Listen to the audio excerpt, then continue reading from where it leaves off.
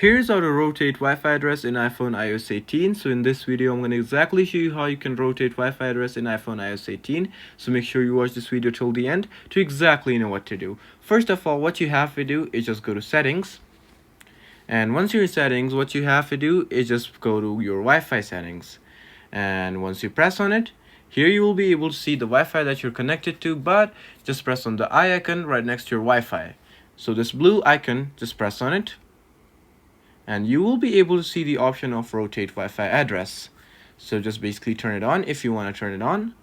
So what rotate Wi-Fi does, so here as you can see, a rotating Wi-Fi address helps to reduce tracking by changing your Wi-Fi address at various time. Tracking can happen when your address always appears at the same time to other device and people using the same network as you.